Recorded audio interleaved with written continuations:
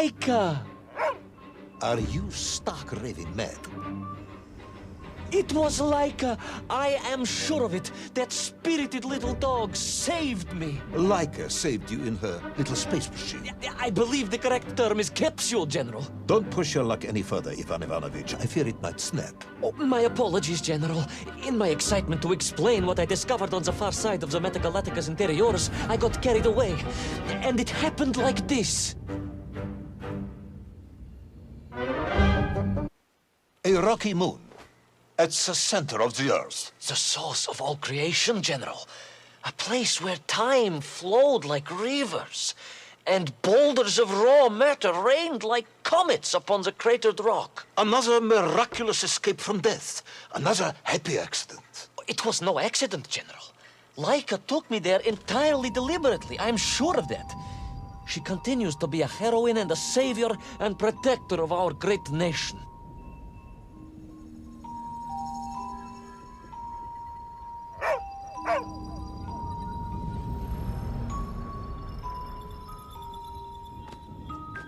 Laika died in orbit. No, General, she did not. She's very much alive and happy, and currently living several miles below our feet. Laika is dead, Ivan. She most certainly is not, General. This is the real world, Tovarish. A world where you did not go to the center of the Earth, and Laika died in orbit. In my world, General, Laika is still alive. A better world, some may argue. Very well. I will live in your world for a while longer, but time is running out. Ah, yes, time, General. I was just coming to that.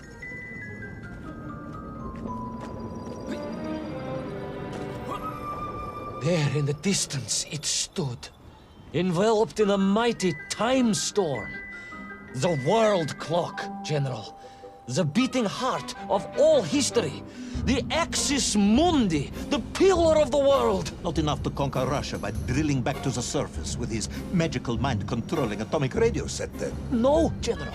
You see, what if he could fuse little Orpheus directly with the world clock? Then his message would radiate with every tick and every talk. He would not simply be the Tsar. He would be the Tsar of all time, the eternal tyrant. The literal incarnation of everything our glorious revolution stood to overthrow.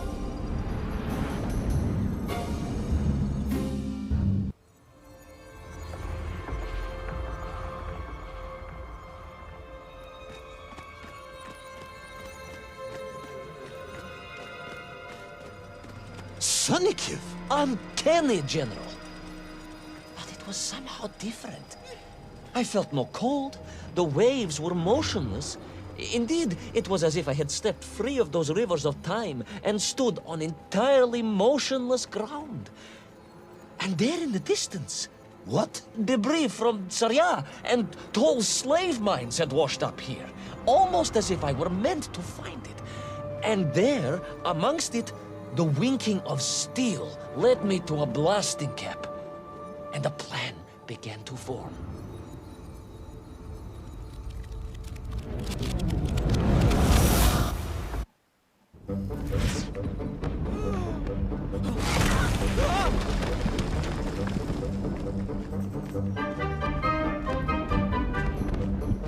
The terrain was ferocious.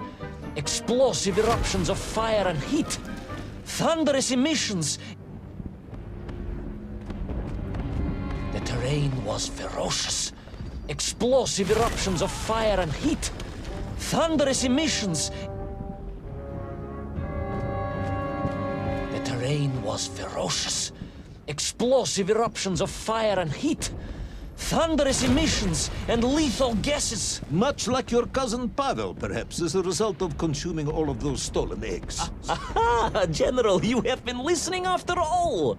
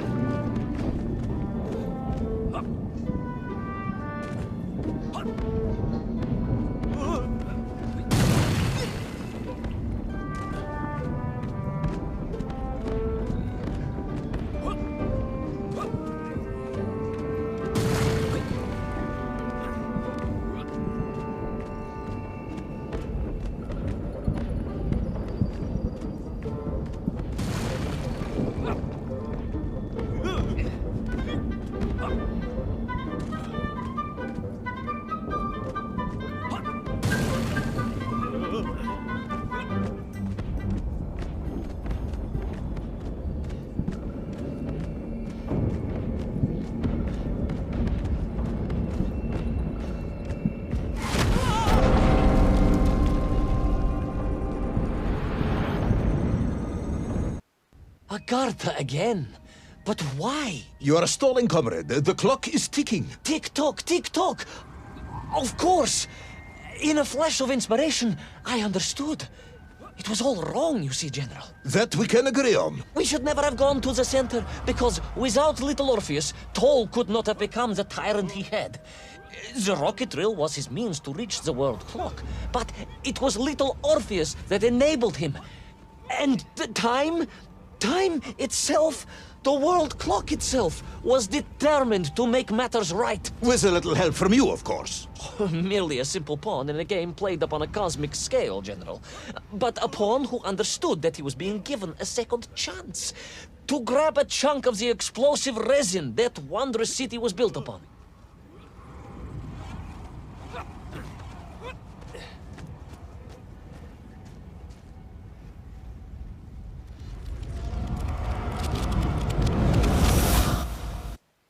And I was back. The mighty river of time roared past me, carrying the weight of the whole of history with it. Even for you, this is a stretch. Our time is almost up. I have to submit my report within the hour. Time, General.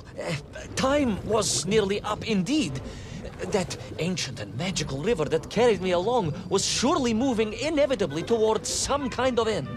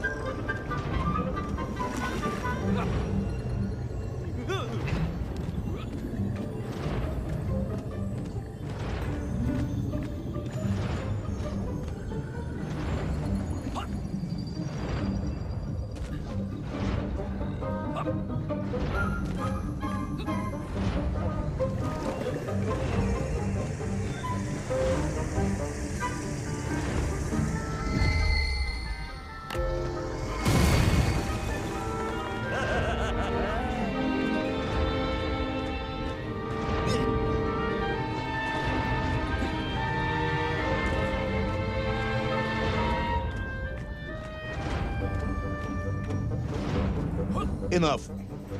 No more Privalov. No more stories. No more lost worlds and space dogs. I'm full of it. It is nearly midnight, and you have not given me the adequate explanation for the whereabouts of little Orpheus and the atomic bomb. But, General, I am about to tell you what happened when I finally caught up with the villain Toll. I do not care, Tavarish. I simply do not care. You have worn me down, and it is time to call a halt to this. I bear you no malice, comrade. In many ways, I admire you, but time is running out. Yes, General, yes. Time. Because it was time itself that suddenly appeared to be on my side.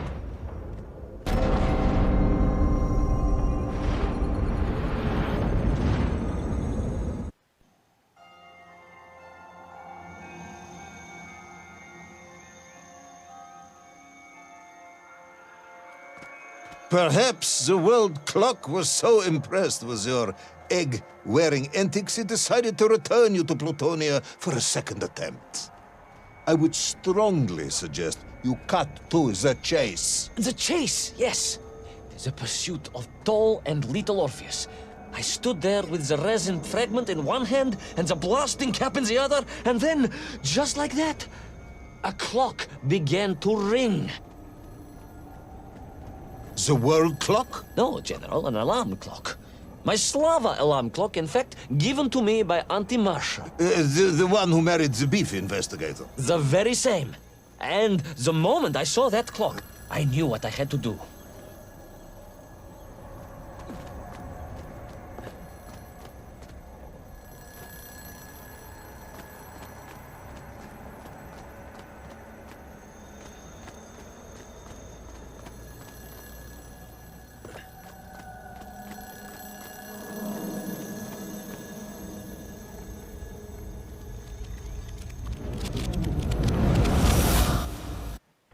Yes, I'm waiting. A bomb, General. A bomb to destroy a bomb.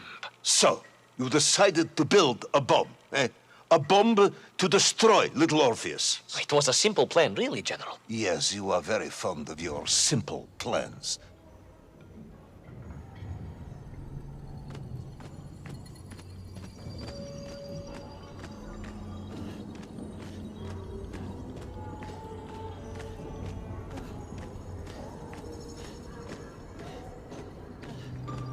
It was the last time I was to see those poor enslaved Mienk on my journey. As they scurried in agitation around the base of the rocket drill, now a dreadful weapon of war in the hands of a madman, I was reminded of my mother. Your mother looked like a nymph? That is extremely disrespectful, comrade. No, I meant I was raised by my mother from an early age, of course. My childhood memories of my father were all too brief. You are rambling, Comrade Privalov. Time is running out. Dieni Rezinovi.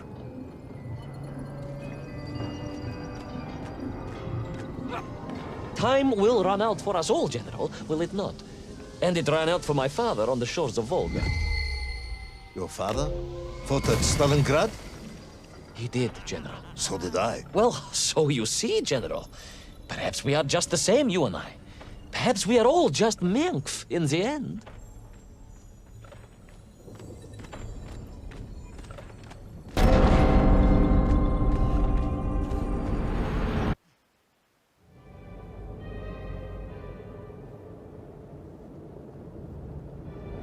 What possible use in the construction of a bomb could be found in the belly of a giant whale? Were you perhaps planning on using a worm as a fuse?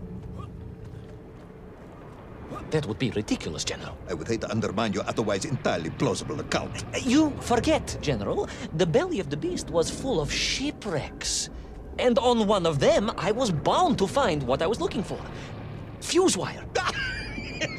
Comrade, yes, you'd forgotten all about the fuse until I reminded you, hadn't you? General, your cynicism is unbecoming to a man of your rank and stature.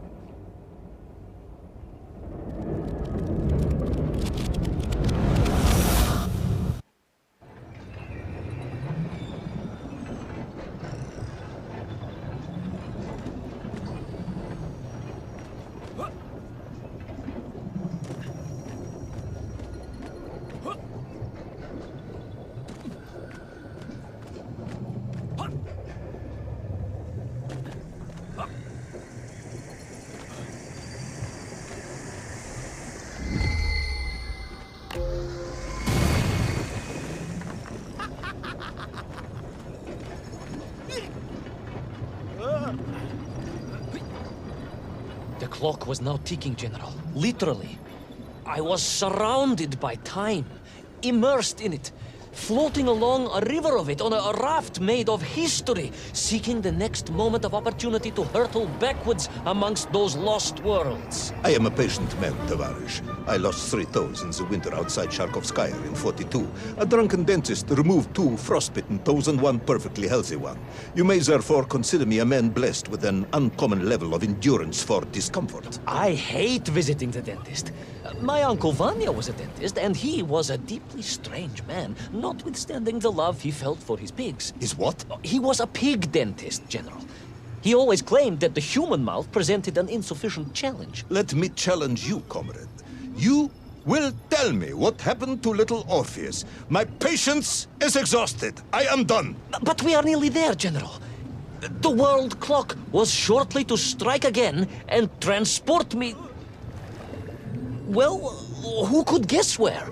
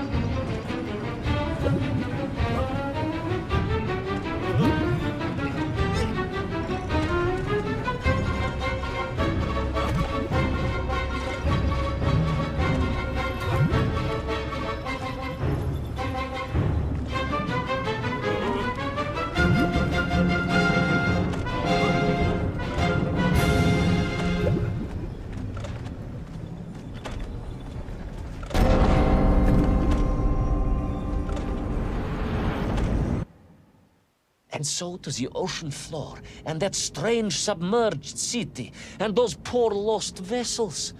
To find a shell case to hold all of my scavenged ingredients, the last piece I needed to construct my bomb. Ah, yes, I have been waiting for this. General? Time, Ivan Ivanovich. Whilst you have rambled on and on about it, I have simply bided mine. I am a patient man, as I have said. Yes, I don't feel I paid enough attention to the story about your toes. Do you have specially made shoes? Enough!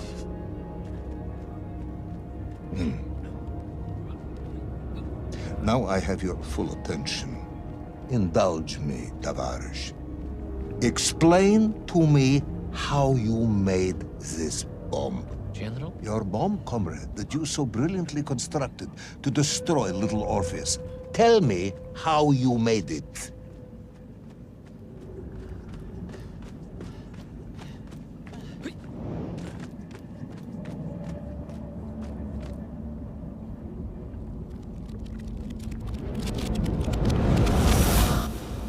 Well, In detail. The type of detail that should present no problem to a man who is actually capable of building a bomb, which I suspect would be an entirely different man to one who cheated on his entrance exams for the cosmonaut program.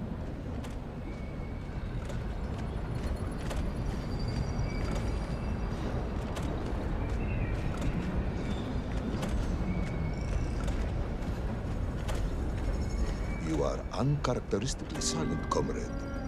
Cat, got your tongue? if I may, General, perhaps just a minute or two to gather my thoughts?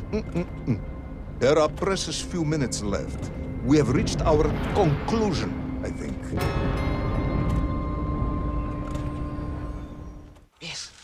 Yes, we have, General. I gazed up at the world clock and knew I had arrived at my destination. Whatever lay inside would see my journey end one way or another. But I had no idea of the marvels that awaited me. And it... The bomb, Ivan Ivanovich! Tell me how you built the bomb! It was a wonderful sight. The world... It is 2 minutes to midnight, Ivan. It is time to end this story.